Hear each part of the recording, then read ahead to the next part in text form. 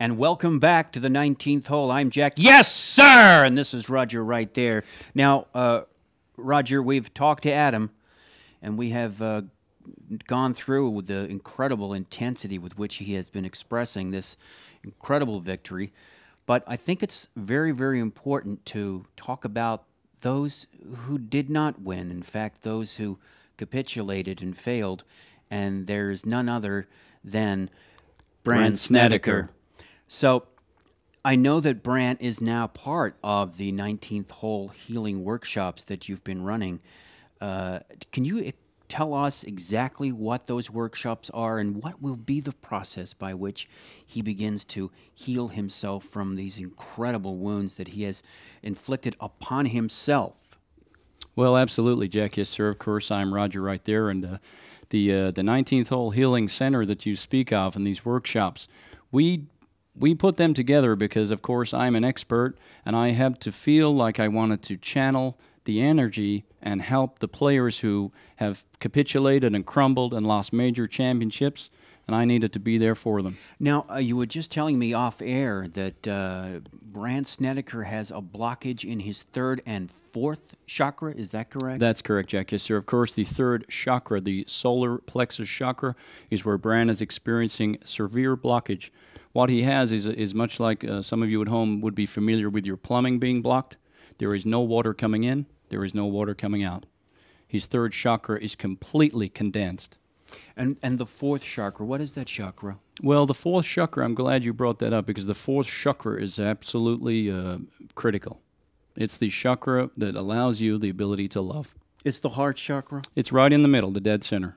Dead center, right there. And you're saying that's blocked within Brandt Snedeker because he seems like a guy to me that has a lot of love. Brandt has a lot of love, no doubt, in this life. But what we have found in his fourth chakra, in the heart completely blocked from a previous life, there is basically nothing there. It's black.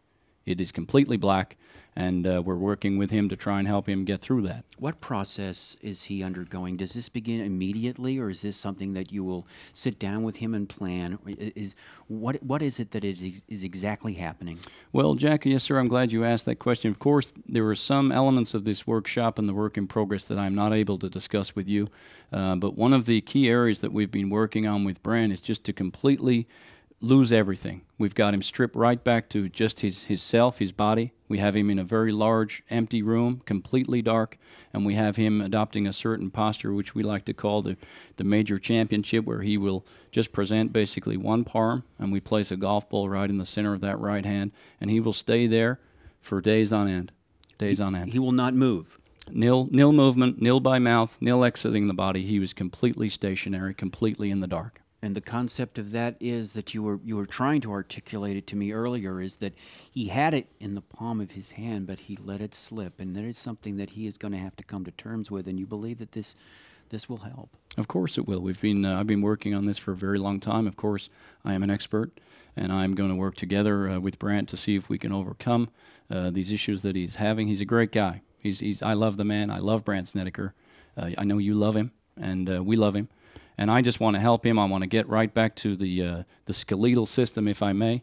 And Brandt Snedeker, he has the potential, the untapped potential of no golfer on tour. He's the best. Brandt Snedeker, you're saying, is a man who is filled with hatred. When he is with a lot of people, he seems like a very lovely person. But are you saying that this is a self-hatred or a previous life hatred, or what kind of self-hatred are we dealing with? Does it only manifest itself through golf? Well, it's hard to say because, of course, we're at a very early stage with Brandt. He's only recently come along to the 19th hole workshop. But one thing I can tell you is that Brandt is a lovely man, a lovely person. And as you say, in a social setting and on tour, he's a very popular, very comfortable, very passionate, very compassionate man. But when he's on his own, he's a danger. He's a danger. We don't know what to do. He's on watch now. And of course, during the Masters, he has at least 6 or 7 people with him at all times. Well, it sounds like a very sad and lonely time ahead for Brandt Snedeker, and thank goodness that Roger right there, expert in so many areas of the game of golf. And I'd like to say to you, Roger, on behalf of everybody that works here at the 19th hole and all the viewers, how lucky we are that we have your expertise, the decades that you have dedicated to the game, to those that play the game. all the way down to just the simple fans that you walk around and just generally help from time to time and day to day, the clinics that you run, not only the healing workshops, but the golfing workshops that you run, the special tests that you run, the blood tests that you just run everything for these people across the game, and it is a magnificent thing, and I can't thank you enough. Well, look, it doesn't require any thanks, Jack. Yes, sir. Of course, I am an expert. There's no denying that. But I do not seek accolades. I do not seek redemption from golfers. I do this because it feels right, and I feel like I have a lot to offer. Thank you very much. Thank you.